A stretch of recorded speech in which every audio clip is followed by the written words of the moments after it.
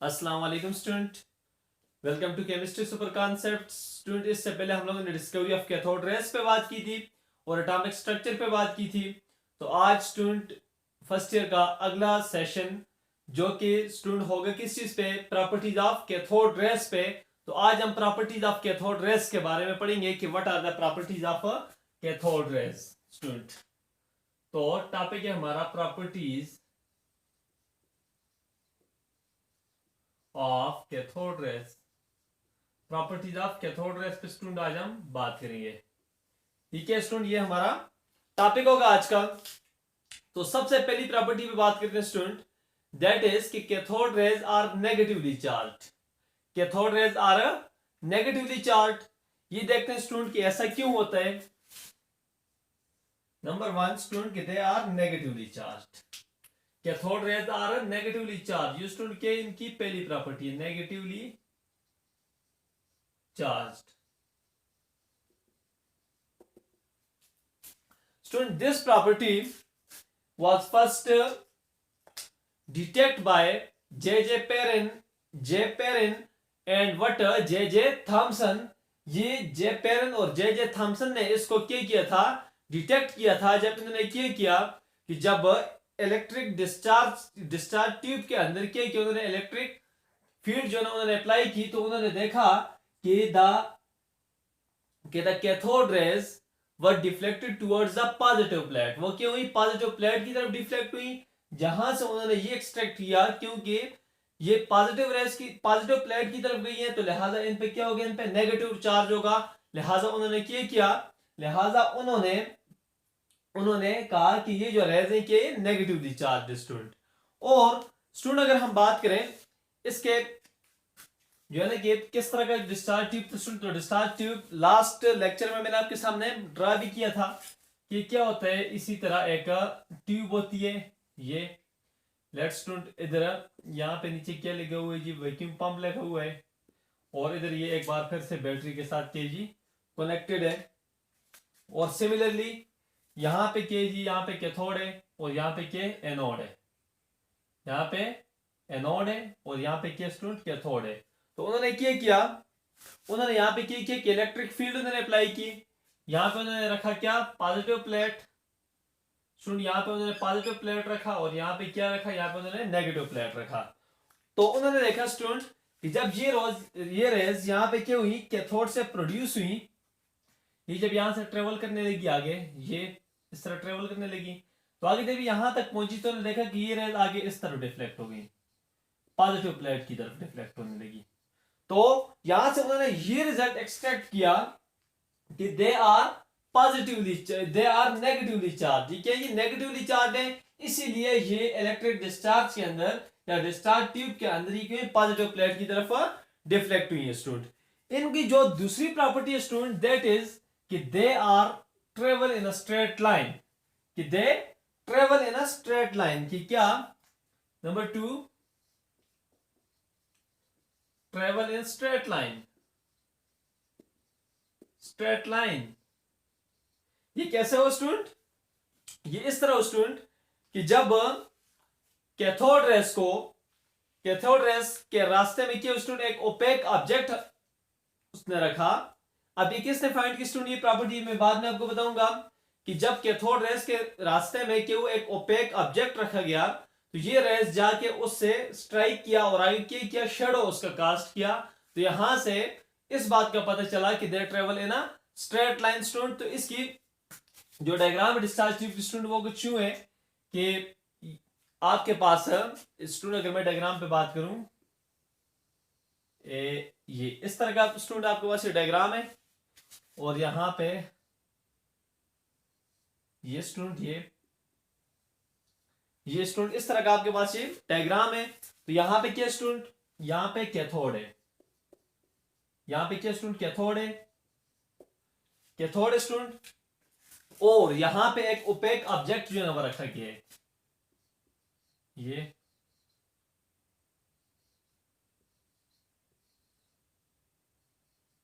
एक opaque object यहां पे रखा गया है।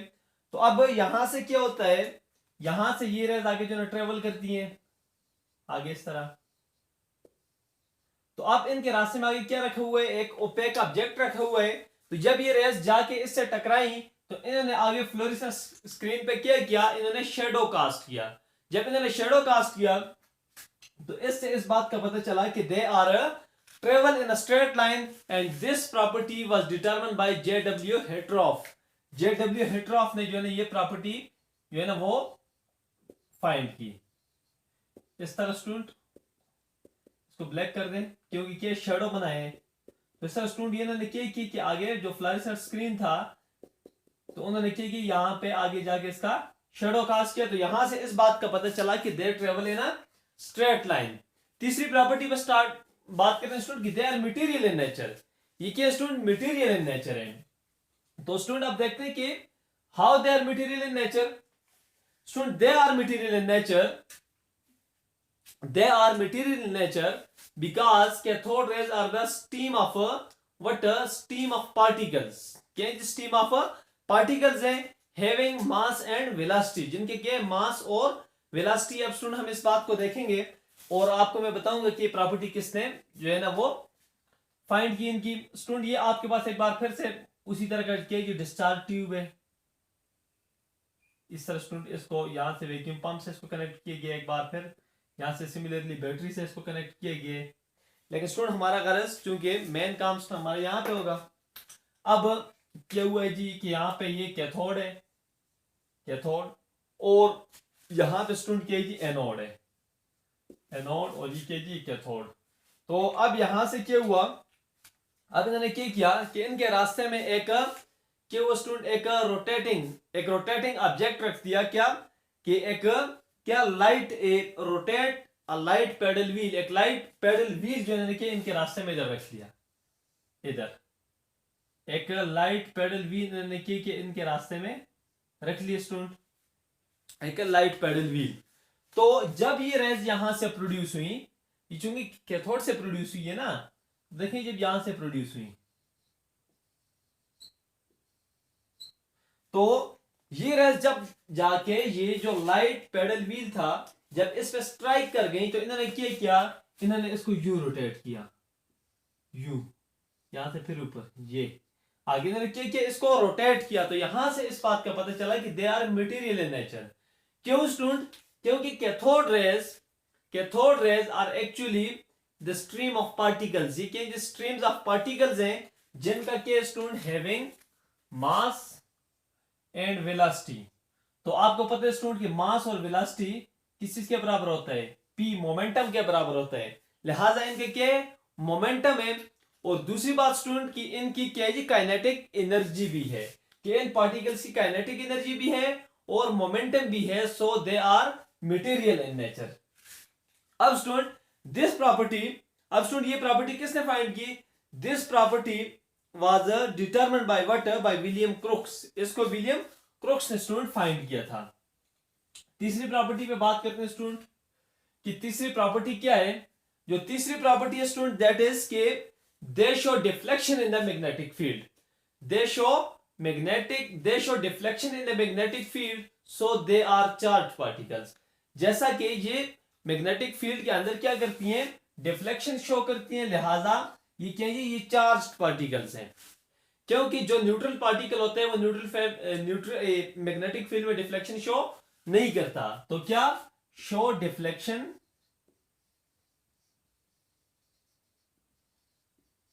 इन magnetic field, magnetic field, so they are charged particle, charge particle. वही बात है स्टूडेंट कि आप उसी तरह से क्या करें, डिस्चार्ज ट्यूब ड्रा करें। अब जहां पे आपने थोड़ी देर पहले इलेक्ट्रिक फील्ड लगाई थी तो वहां पे आप क्या करें, आप मैग्नेटिक फील्ड लगाएं। लेट स्टूडेंट ये क्या कि ये उसका आगे क्या, ये नॉर्थ पोल और ये आगे उसके क्या, ये साउथ पोल, ये आगे स्टूडेंट क्या नॉर्थ पोल उसका, और ये आगे साउथ पोल। अब स्टूडेंट लेट ये उसी तरह के आपके पास डिस्चार्ज ट्यूब है।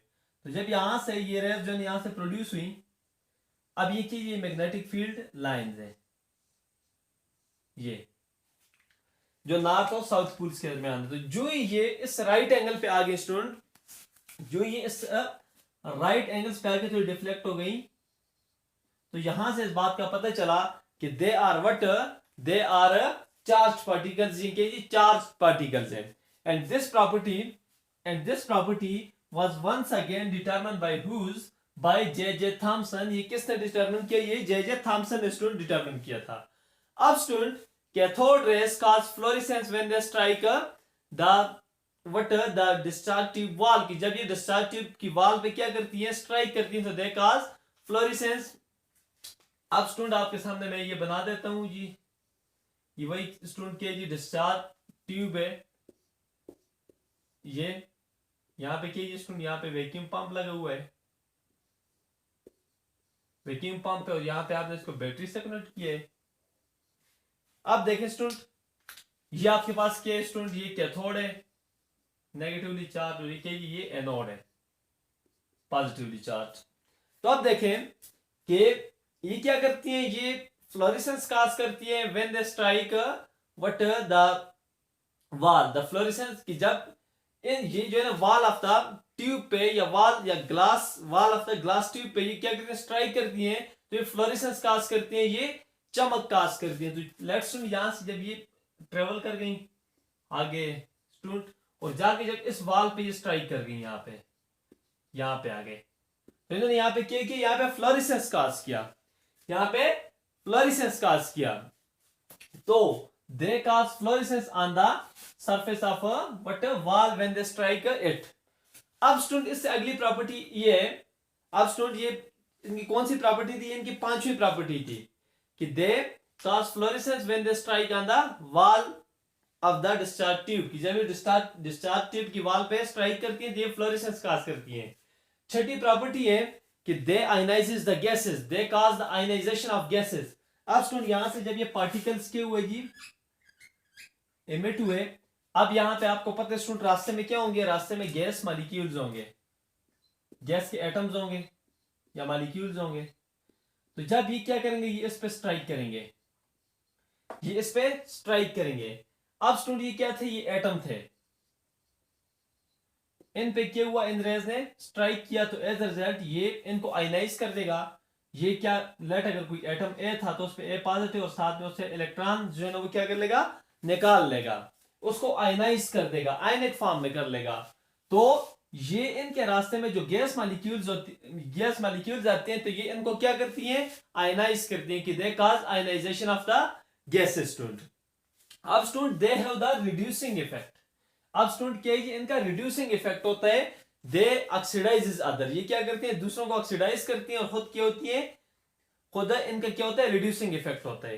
क्यों स्टूडेंट? आप देखें, ये जब यहां से ये रेस पास होंगी, यहाँ के स्टूडेंट जाएंगी ये रेस, और on the surface of the wall जो स्ट्राइक करेंगी, डिस्चार्ज ट्यूब के वॉल पे जब स्ट्राइक करेंगी, तो यहां से क्या करेंगी? यहां से ये इलेक्ट्रॉन जो है इजेक्ट करेंगी, इलेक्ट्रॉन जो है यहां से किक निकलेगा। तो आप देखें, इससे जो है इलेक्ट्रॉन निकल जाएगा। तो जब ये इलेक्ट्रॉन निकलेगा, तो इसको क्या करेगा? ये क्या करेगा स्टूडेंट? इससे इलेक्ट्रॉन निकाल लेगा, तो इलेक्ट्रॉन निकालने के ऑक्सीडेशन है, तो जब ये ऑक्सीडेशन काज करेंगे तो फिर इनका क्या होगा? रिड्यूसिंग इफेक्ट होगा। तो ये क्या करती है? रिड्यूसिंग इफेक्ट जो है ना वो काज करते हैं, या दे है और रिड्यूसिंग इफेक्ट। स्टूडेंट अगर हम बात करें, अगर स्टूडेंट हम बात करें कि नेचर पे, तो they are independent of the gas used in the discharge tube, कि they are independent of the gas used in the discharge tube, की discharge tube के अंदर जो गैस यूज की जाती है, ये उस पे क्या स्टूडेंट? ये उस पे इंडिपेंडेंट है। इससे अगली प्रॉपर्टी पे स्टूडेंट अगर हम बात करें कि charge to mass ratio of these rays is equal to that of electron. इनकी जो चार्ज टू मास रेशो है वो किस चीज के बराबर है? वो इलेक्ट्रॉन के बराबर है। ठीक है स्टूडेंट, ये इलेक्ट्रॉन के बराबर है। और इसके साथ साथ जब आपको इस बात का पता चला कि their charge to mass ratio को यूं लिखते हैं E/m, their charge to mass ratio is equal to what? Is equal to that of electron, is equal to the charge to mass ratio of electron. तो यहां से इस बात का पता चला कि cathode rays are the streams of electron. तो यहां से इस बात का पता चला कि जो कैथोड रेज हैं वो क्या है? वो स्ट्रीम्स ऑफ द इलेक्ट्रॉन्स हैं। अब स्टूडेंट जो अगली इनकी प्रॉपर्टी है, that is last one 11th, कि they heat the metal surface, they heat the metal surface when they strike it, कि ये क्या करती है, मेटल की सरफेस को हीट अप करती है जब ये क्या करती है, उसको स्ट्राइक करती है। तो यहां से ये जब प्रोड्यूस हुई, आगे जाके मेटल सरफेस पे जब ये स्ट्राइक करेंगी तो इसको क्या करेंगे, हीट अप कर देंगी, ये इसको हीट अप करेंगी जब ये इससे टकराएंगी। अब स्टूडेंट अगर हम बात करें इस कंक्लूजन पे, तो कंक्लूजन इसका ये निकला इनकी प्रॉपर्टीज का कि cathode rays are the negatively charge rays which are produce from cathode, जो कि कहां से इमर्ज हुई, जो कि ओरिजिनेट हुई कहां से, कैथोड से। कैथोड से स्टूडेंट ये क्या हुई, ये ओरिजिनेट हुई। इसके साथ साथ स्टूडेंट जब ये कैथोड से ओरिजिनेट हुई और इनका चार्ज टू मास रेशियो दिया गया कि ये जो है किस चीज के बराबर है, इलेक्ट्रॉन्स के चार्ज टू मास रेशियो के बराबर है, तो फिर क्या हुआ कि जो जी.जे. स्टोनी था उसने इनको इलेक्ट्रॉन का नाम दिया। इसने इनको क्या नाम दिया स्टूडेंट, इलेक्ट्रॉन का नाम दिया। और इसके साथ साथ स्टूडेंट उस टाइम ये कहा जा रहा था डिस्कवरी ऑफ कैथोड रेज के टाइम पे कि ये कहां से प्रोड्यूस हुई है, ये फ्रॉम कैथोड से प्रोड्यूस हुई है। आपने आपके सामने स्टूडेंट देखे, मैंने कैथोड ड्रा किया था, यहाँ पे मैंने एनोड ड्रा किया था। मैंने कहा था कि यहां से रेस प्रोड्यूस हुई है, मैंने क्या कहा था कि इस कैथोड से रेस प्रोड्यूस हुई है। ये उस टाइम ये कहा जा रहा था कि ये जो रेस प्रोड्यूस है ये कहां से हुई है, कैथोड से प्रोड्यूस हुई है और एनोड की तरफ जो है क्या कर रही है, मूव कर रही है। लेकिन बाद में फिर इस बात का पता चला कि नहीं, ये कैथोड से प्रोड्यूस नहीं हुई, ये एक्चुअली यहां पे जो गैस के मॉलिक्यूल्स को आयनाइज करेंगी, इस आयनाइजेशन से क्या होगा, इस आयनाइजेशन से ये प्रोड्यूस होंगी। अब ये कैसे प्रोड्यूस होंगी स्टूडेंट, ये कुछ इस तरह से प्रोड्यूस होंगी। मैं आपके सामने अब इसका मैकेनिज्म मैं आपको समझाता हूं। ये देखें स्टूडेंट, ये कैथोड है, ये कैथोड है। तो जब आपने क्या किया, आपने इलेक्ट्रिक फील्ड इन पे जो आपने अप्लाई किया, मैं अब पूरी चीज ड्रा नहीं कर सकता तो मैं आपको डायरेक्ट समझाता हूं। जब आपने इलेक्ट्रिक फील्ड अप्लाई किया तो यहां पे जो कुछ गैस मॉलिक्यूल्स थे, लेट्स स्टूडेंट एक गैस मॉलिक्यूल था एम स्टूडेंट, जब आपने क्या किया उस पर इलेक्ट्रिक फील्ड जो है आपने अप्लाई किया तो वो क्या हुआ, वो आयनाइज हुआ। वो उससे क्या निकला, एक इलेक्ट्रॉन निकला। जब एक इलेक्ट्रॉन निकला तो उस पर क्या, इस पर पॉजिटिव चार्ज आ गया। अब देखिए स्टूडेंट, यहां पे एक पॉजिटिवली चार्ज एम प्रोड्यूस हो गया, पॉजिटिवली चार्ज एम प्रोड्यूस हो गया और साथ में एक नेगेटिव इलेक्ट्रॉन भी क्या वो प्रोड्यूस हुआ। अब आपको पता है एनोड पे कौन सा चार्ज होता है, एनोड पे पॉजिटिव होता है और कैथोड पे नेगेटिव होता है। तो अब यहां से ये जो इलेक्ट्रॉन है ये यहां से ट्रेवल करना शुरू कर देगा। इसी तरह दूसरा मॉलिक्यूल आयनाइज होगा तो एक और एम प्लस प्रोड्यूस हो जाएगा और साथ में क्या, एक और इलेक्ट्रॉन जो यहां से प्रोड्यूस हो जाएगा। अब स्टूडेंट इस तरह एक और आयनाइज होगा तो एक और इलेक्ट्रॉन यहां से प्रोड्यूस हो जाएगा और एक और एम प्लस जो है साथ में यहां से प्रोड्यूस हो जाएगा। इस तरह जो है ना बहुत सारे जो है ना गैसेस क्या होंगे, आयनाइज होंगे। जब ये आयनाइज होंगे तो इनसे निकलने वाला जो इलेक्ट्रॉन होंगे तो ये देखें ये आगे की तरफ ट्रेवल करने शुरू कर जाएगा, क्योंकि इस पर खुद नेगेटिव चार्ज है तो ये पॉजिटिव की तरफ ट्रेवल करेगा। तो वो असल में रेज नहीं थी, वो असल में ये प्रोड्यूसिंग इलेक्ट्रॉन थे। वो असल में क्या थे, ये प्रोड्यूसिंग इलेक्ट्रॉन थे जो कि स्ट्राइक कर रहे थे on the surface of a wall of discharge tube और फ्लोरेसेंस काज कर रहे थे। अब स्टूडेंट ये नेगेटिवली चार्ज जो इलेक्ट्रॉन थे ये इस तरफ मूव कर रहे थे, लिहाजा बाद में कैथोड रेस को इलेक्ट्रॉन्स का नाम दिया गया। अब स्टूडेंट यहां से कैनाल रेस का भी कंसेप्ट शुरू होता है कि एट द सेम टाइम जब ये प्रोड्यूस हुई नेगेटिवली चार्ज इलेक्ट्रॉन तो इधर मूव कर रहा था, लेकिन इनका जो पॉजिटिव चार्ज है, पॉजिटिवली चार्ज जो पीछे एटम बचा है, पॉजिटिव चार्ज जो पॉजिटिव चार्ज प्रोड्यूस हुआ है तो वही पीछे नेगेटिव पोल की तरफ हरकत शुरू कर देगा। तो यहां से फिर डिस्कवरी ऑफ कैनाल रेस पे जो है ना बात फिर हम शुरू करेंगे, लेकिन अभी नहीं, अभी हम इलेक्ट्रॉन के बारे में कुछ मजीद पढ़ते हैं। जब कैनाल रेस की डिस्कवरी पे बात आएगी स्टूडेंट तो फिर हम देखेंगे। अब स्टूडेंट ये तो आगे कंक्लूजन कि भाई ये नेगेटिवली चार्ज इनके charge to mass ratio electron के बराबर है, ये एक्चुअली स्ट्रीम ऑफ इलेक्ट्रॉन्स है तो लिहाजा इनको इलेक्ट्रॉन का नाम दिया गया बाय जी.जे. स्टोनी। और ये प्रोड्यूस कहां से हुई है, आयनाइजेशन ऑफ द गैस से प्रोड्यूस हुई है, ना कि कैथोड से प्रोड्यूस हुई है। अब स्टूडेंट मैं फाइंड करता हूं charge to mass ratio of cathode rays या charge to mass ratio of electron. क्या student, charge to mass ratio of electron या क्या कैथोड रेज।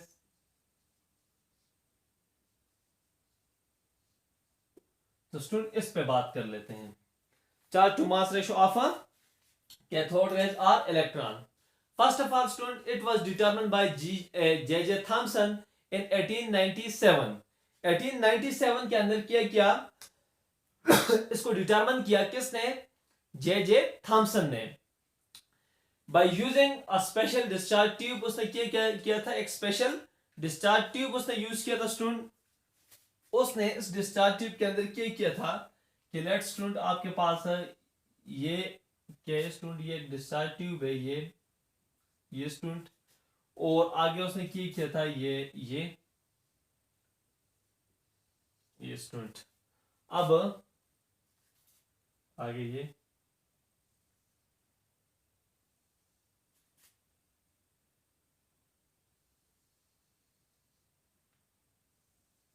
आगे क्या स्टूडेंट, ये फ्लोरेसेंस स्क्रीन है. फिर से स्टूडेंट मैं जरा क्लियर करके इसको मैं ड्रा कर लेता हूं. ये क्या, ये फ्लोरेसेंस स्क्रीन है स्टूडेंट. अब स्टूडेंट क्या हुआ कि यहां पे एक तो आ गई ये चीज. अब स्टूडेंट क्या हुआ, यहां पे इलेक्ट्रिक फील्ड जो है अप्लाई किया. क्या इलेक्ट्रिक फील्ड अप्लाई किया क्या? और एट द सेम टाइम अब स्टूडेंट मैग्नेटिक फील्ड भी यहाँ पे अप्लाई किया गया. तो यहाँ पे negative charge, sorry student positive, और यहाँ पे क्या स्टूडेंट, यहाँ पे नेगेटिव. और यहाँ पे क्या हुआ,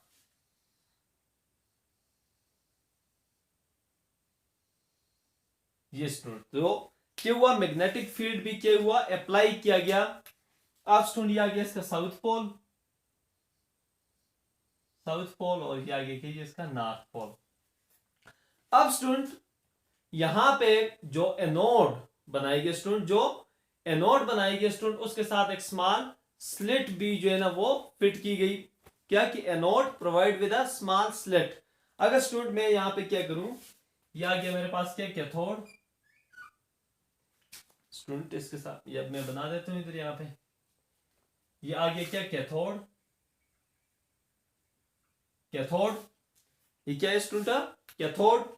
अब यहां इससे आगे स्टूडेंट आ गया क्या,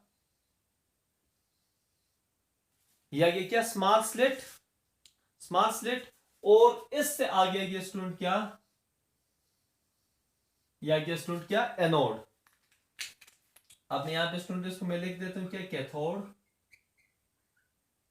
कैथोड. ये आ गया स्टूडेंट वो small slit,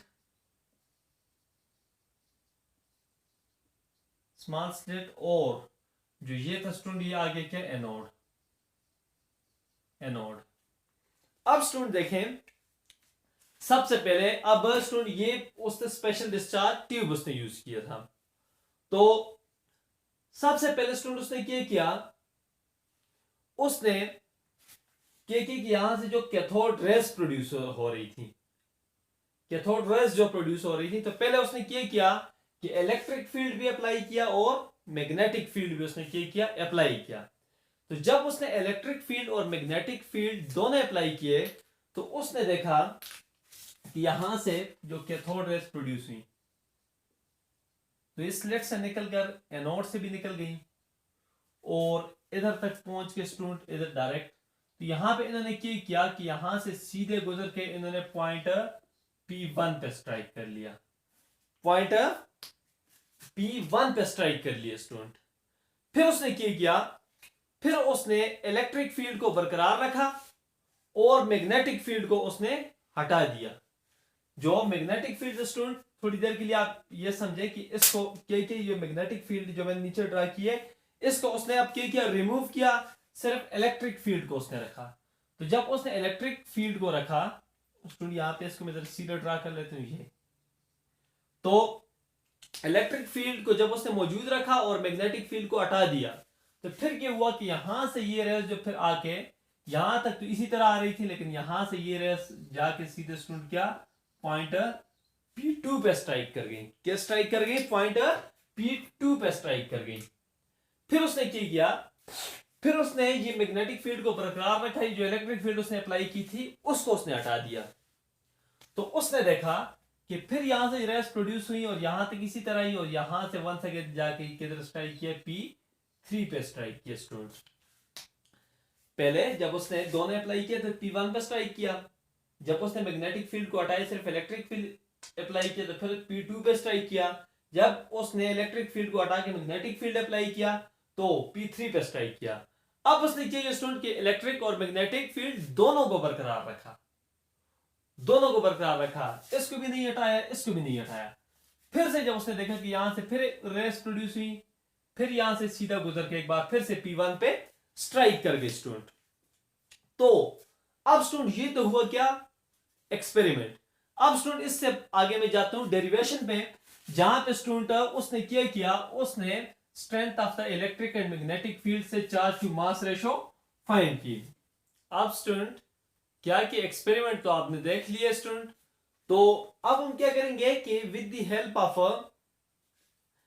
help of charge to mass ratio, अब स्टूडेंट क्या कि मैग्नेटिक फील्ड की स्ट्रेंथ से और इलेक्ट्रिक फील्ड की स्ट्रेंथ से हम क्या करेंगे, हम चार्ज टू मास रेशो निकालेंगे स्टूडेंट। तो आपको पता है स्टूडेंट कि मैग्नेटिक फील्ड की स्ट्रेंथ क्या है, तो मैग्नेटिक फील्ड की जो स्ट्रेंथ है वो उस मैग्नेटिक फोर्स के बराबर है जो उस इलेक्ट्रॉन पे एक्ट कर रहा था। तो मैग्नेटिक फोर्स स्टूडेंट किस चीज के बराबर है, बीई, वी के बराबर है, इसको आप इक्वेशन 1 का नाम दे दें। अब स्टूडेंट ये जो मैग्नेटिक फोर्स है ये इलेक्ट्रॉन को सर्कुलर पाथ में मोशन पे कंपेल कर रहा था, लेकिन इसको बैलेंस आउट कर रहा है कौन, इसको बैलेंस आउट सेंट्रीपिटल फोर्स कर रहा है, जो कि क्या क्या कर रहा है, इलेक्ट्रॉन को स्ट्रेट डायरेक्शन में एक बार फिर से क्या करते हैं स्टूडेंट, इसको बैलेंस आउट करता है, इसको बैलेंस आउट करते हैं। तो वो आपके पास जो सेंट्रीपिटल फोर्स है वो किस चीज के बराबर है,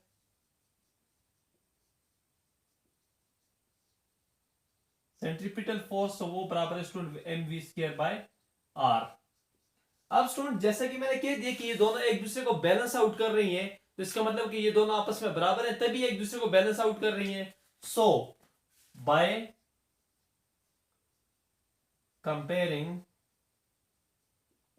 इक्वेशन 1 एंड 2 वी गेट, इसको आप कंपेयर करेंगे तो ये बराबर आ जाएगा B E v is equal to what, mv² divide by r, इसके बराबर आ जाएगा। तो अब आप क्या करेंगे, अब आप अगर बीई को इधर छोड़ें और v को आप इस साइड पे करें तो mv² divided by r into V, अब ये स्क्वायर इस v के साथ कैंसिल आउट हो जाएगा। तो क्या अब आप e को इधर ही छोड़ें, अगर e को हम इधर छोड़ें तो m v डिवाइड बाय क्या r b। अब स्टूडेंट ये इस चीज के बराबर आ गया। अब स्टूडेंट हमने चूंकि charge to mass ratio find करनी है, तो E by M is equal to, देखिए ये m जो है ये m इधर मल्टीप्लाई हो रहा है, इधर आके डिवाइड हो जाएगा, is equal to v divided by क्या r b स्टूडेंट। तो स्टूडेंट ये चीज आपके पास आ गई। अब स्टूडेंट आपने क्या किया कि आपने इलेक्ट्रिक फील्ड भी क्या किए, अप्लाई किए, जो कि बैलेंस आउट कर रही है किस चीज को, इस मैग्नेटिक फोर्स को। जो इलेक्ट्रिक फील्ड स्टूडेंट आपने अप्लाई किए that is what, that is E, ये क्या है, इलेक्ट्रिक फील्ड की स्ट्रेंथ है और ये बैलेंस आउट कर रही है किस चीज को, मैग्नेटिक फोर्स को। तो इसका मतलब है कि जो ई है that is equal to what, that is equal to B E V. अब स्टूडेंट ये ये इस ई से कैंसिल आउट हो जाएगा, तो ये ई इज इक्वल टू आ जाएगा क्या, बी और वी के। तो v अगर आप फाइंड करें तो v इज इक्वल टू आ जाएगा e divided by b। Student इसको आप नाम दे दें किस इसका, इक्वेशन है थर्ड का। अब आप क्या करें, बाय पुटिंग v, ठीक है स्टूडेंट, क्या इक्वेशन 4। अब आप क्या करें, put equation 4 in third we get, तो आपको क्या मिलता है स्टूडेंट, ये v की वैल्यू अब आप पुट करें तो charge to mass ratio is equal to what, is equal to e divided by b student into what, b और r इनटू br। तो स्टूडेंट ये आपके पास चार्ज टू मास रेशो बराबर हो जाएगा is equal to what, e divided by b² r। क्या कि charge to mass ratio is equal to, charge to mass ratio ये किस चीज के बराबर आ गया स्टूडेंट, ये बराबर आ गया कि E divided by b² r के ये बराबर आ गया स्टूडेंट। अब स्टूडेंट यहां पे b क्या है, मैग्नेटिक फोर्स है या मैग्नेटिक फील्ड की स्ट्रेंथ है, आर के वो रेडियस है जिसमें इलेक्ट्रॉन रिवॉल्व कर रहा है। अब ई के स्टूडेंट, ई इलेक्ट्रिक फील्ड की स्ट्रेंथ है। तो स्टूडेंट जब हम यहाँ पे ये वैल्यूज पुट करते हैं तो इससे हमारे पास चार्ज टू मास रेशियो की वैल्यू क्या हो जाती है, फाइंड हो जाती है, जो कि क्या स्टूडेंट, ये चार्ज टू मास रेशियो ये बराबर है 1.7588 multiply by 10 raise to the power 11 coulomb पर किलोग्राम। स्टूडेंट ये वैल्यू याद रखें, ये हमेशा से एमसीक्यूज में पूछी जाती है। तो ये आ गया स्टूडेंट हमारे पास क्या, चार्ज टू मास रेशियो, जो कि फाइंड किया था किसने, ये फाइंड किया था जे थॉमसन ने। अब स्टूडेंट इससे आगे हम बात करते हैं स्टूडेंट चार्ज ऑन इलेक्ट्रॉन के ऊपर। Charge on electron, charge on electron student, तो charge on electron was determined by R.A. Millikan। R.A. Millikan ने इसको डिटरमिन किया था in 1909 by his famous oil drop experiment, अपने ऑयल ड्रॉप एक्सपेरिमेंट को use करते हुए स्टूडेंट। और उसने ये जो वैल्यू निकाली थी चार्ज की, तो चार्ज एंड इलेक्ट्रॉन उसने निकाले student 4.8 student multiply by 10 raise to the power -10 coulomb, sorry student electrostatic unit student. तो उसने अपने ऑयल ड्रॉप एक्सपेरिमेंट से स्टूडेंट उसने ये वैल्यू फाइंड की थी। अब अगर आप स्टूडेंट आप इसको कूलम में कन्वर्ट करना चाहें तो कूलम में ये हो जाएगा कि इलेक्ट्रॉन पे जो चार्ज है वो किसी के बराबर है 1.6022 multiply by 10 raise to the power -19 coulomb, -19 coulomb के बराबर है स्टूडेंट। अब स्टूडेंट अगर हम इसके मास की बात करें कि मास ऑफ द इलेक्ट्रॉन के student, mass of the electron, mass of electron, तो student mass of the electron can be find from the charge to mass ratio and charge and electron. Charge and electron, electron पे जो charge है और उसकी charge to mass ratio जो है, इन दो चीजों को यूज करके आप क्या फाइंड कर सकते हैं, आप इसका मास फाइंड कर सकते हैं। अब स्टूडेंट अगर सबसे पहले मैं बात करूं ग्राम के अंदर, इन ग्राम के अंदर स्टूडेंट बात करते हैं, तो आपको पता है स्टूडेंट की चार्ज टू मास रेशियो ये किस चीज के बराबर है, चार्ज टू मास रेशियो के बराबर है ना। ये दोनों चीजें क्या है, एक दूसरे के बराबर है। अब आपको पता है स्टूडेंट की चार्ज एंड इलेक्ट्रॉन के ई स्टूडेंट आपको पता है, अभी अभी मैंने आपके सामने लिखा है कि 1.6022 multiply by 10 raise to the power -19 coulomb. अब स्टूडेंट आपको पता है कि चार्ज एंड इलेक्ट्रॉन इस चीज के बराबर है। तो अब देखें charge to mass ratio student, देखें यहां पे आप पुट करें क्या, charge to mass ratio of the electron, charge to mass ratio student of the electron आप यहां पे पुट करें, ये KG 1.7588 multiply by 1.7588 multiply by 10 raise to the power what, 10 raise to the power 11 coulomb पर kilogram is equal to क्या, charge, तो charge क्या student 1.6022 multiply by 10 raise to the power -19 coulomb और डिवाइडेड बाय क्या student, mass, जो कि आपने find करना है। अब स्टूडेंट अगर आप मास को इस साइड पे लेके आए तो ये हो जाएगा mass multiply by 1.7588 multiply by 10 raise to the power 11 coulomb per KG, so that is equal to what, 1.6022 multiplied by 10 raised to the power -19 coulomb, -19 coulomb. अब स्टूडेंट अगर आप ये मास आपने फाइंड करना तो मास इज इक्वल टू, ये आगे जाके मल्टीप्लाई हो जाएंगे 1.7588 multiply by 10 raise to the power क्या 11 कूलम पर किलोग्राम, तो ये मल्टीप्लाई हो जाएगा क्या, किस चीज से स्टूडेंट, इससे, ये सॉरी स्टूडेंट ये आगे जाके क्या हो जाएगा, डिवाइड हो जाएगा, क्योंकि इस साइड पे क्या हो रहा है, मल्टीप्लाई हो रहा है, उधर जाके डिवाइड हो जाएगा। तो 1.6022 multiply by 10 raise to the power -19 coulomb divided by 1.7588 multiply by 10 raise to the power 11 coulomb पर किलोग्राम। अब स्टूडेंट जब आप इसको हल करते हैं तो इससे आपके पास मास ऑफ द इलेक्ट्रॉन की वैल्यू क्या आती है? इससे student mass of the electron आपके पास आता है m is equal to 0.910 multiply by 10 raise to the power what -30 kilogram student इसके बराबर है। या स्टूडेंट आप अगर इसको लिखना चाहें स्टूडेंट, या आप इसको ये लिख सकते हैं कि m is equal to 9.1096 multiply by 10 raise to power -31 kilogram. क्योंकि आप डेसिमल को जब एक राइट शिफ्ट करोगे तो जो पावर है स्टूडेंट वो एक क्या हो जाएगी, वो एक माइनस हो जाएगी। अब स्टूडेंट क्या होगा, अब स्टूडेंट ये तो आ गई किस चीज के अंदर, किलोग्राम के अंदर स्टूडेंट, रादर ये आ गई किस चीज के अंदर, किलोग्राम के अंदर। शायद मैंने यहाँ पे हेडिंग में ग्राम लिखा था, इसको किलोग्राम कर रहे हैं, ये आ गई किलोग्राम के अंदर।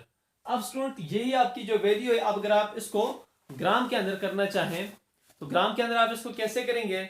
ग्राम के अंदर स्टूडेंट हम इसको करेंगे, आपको पता है कि किलोग्राम के अंदर किस चीज के बराबर है? किलोग्राम के अंदर आपके पास जो मास है ये बराबर है कि 9.1096 multiply by 10 raise to power -31 kilogram. अब आपको पता है स्टूडेंट के 1 किलो किसके बराबर होता है? किलो बराबर होता है 10 raise to power 3, that will be equal to 9.1096 multiply by 10 raise to power -31 multiply by 10 raise to power 3 gram. अब देखें मैंने किलो की जगह 10 रेज़ टू पावर 3 लिखा है। अब जब आप इसको सॉल्व करेंगे स्टूडेंट तो ये आपके पास आ जाएगा 9.1096 multiply by 10 raise to power, अब देखें बेसिस सेम है तो पावर को ऐड अप करते हैं, ऐड अप करोगे तो -28 ग्राम के अंदर स्टूडेंट ये वैल्यू आपके पास आ जाएगी। तो स्टूडेंट ग्राम के अंदर आ गया क्या, मास। अब स्टूडेंट अगर आप इसको फाइंड करना चाहें, अगर आप स्टूडेंट आप इसको फाइंड करना चाहें रिलेटिव एटॉमिक मास यूनिट के अंदर, AMU के अंदर, AMU के अंदर, तो स्टूडेंट रिलेशन आपको पता है, रिलेशन आपको पता है कि जो, अच्छा, इन रिलेटिव एटॉमिक मास यूनिट्स, अगर आप इसके अंदर फाइंड करने चाहें तो आपको पता है कि एक जो AMU होता है ये किस चीज के बराबर होता है? ये बराबर होते हैं student 1.66 multiply by 1.66 multiply by 10 raise to power -24 gram student.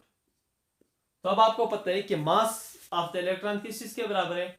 तो मास ऑफ द इलेक्ट्रॉन बराबर है स्टूडेंट 9.106, तो मास ऑफ द इलेक्ट्रॉन बराबर है student 9.1096 multiply by 10 raise to the power -28 gram.